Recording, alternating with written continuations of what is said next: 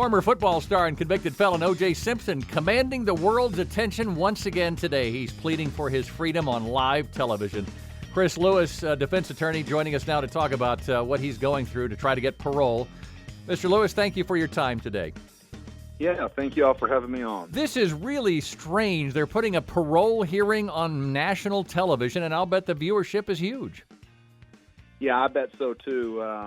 I just was flipping through the channels. I saw it on several channels, the live stream, of course, what they're doing, the parole boards in Carson City, and O.J. Simpson's in jail. And so they're doing it by closed-circuit TV, but it's fascinating. I don't know if I've ever seen a parole hearing be televised live before. What does he have to go through in order to be paroled?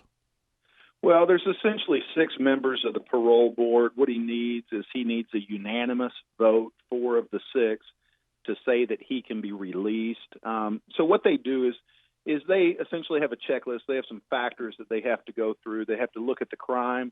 They have to look at his risk assessment, whether or not he's likely to reoffend based on certain factors. And then they look at what they call mitigating and aggravating circumstances. And what that is it's limited to a very, very narrow scope. And at this point in time, he's got it seems to be a lot more mitigating factors on his side as opposed to aggravating factors against him. All right, so they let him out. What are the restrictions? What are they going to be on him? They can place quite a bit of restrictions. So if anyone's familiar with some of the restrictions that an individual might have if they're under a term of probation, this will be very similar because he still has a sentence hanging over his head, meaning if he gets out on parole, he has conditions of parole. If he doesn't abide by those very strict conditions of parole, then they can send him straight back to prison, maybe for the entirety of the term. Does his age have anything to do with it? He's up to 70 years old now. You know, I think the age has something to do with it. And when they were going through, they mentioned his age. They accidentally said that they believed he was 90 years of age, and he's about 70. But what happens as a person gets older, the rate of recidivism goes down a whole lot. So they become less of a risk. They've got him in a medium security facility right now. So I think the age has some things to do with it. But this parole board, they are going to follow, like I'm sure they do in all parole hearings, the letter of the law and exactly the factors that they are supposed to look at in arriving at the decision.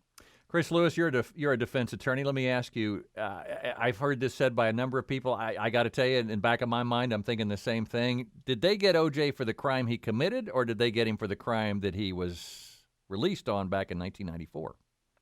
You know, that's a great question because when he went into that hotel room, if you believe any part of his story, he went into that hotel room.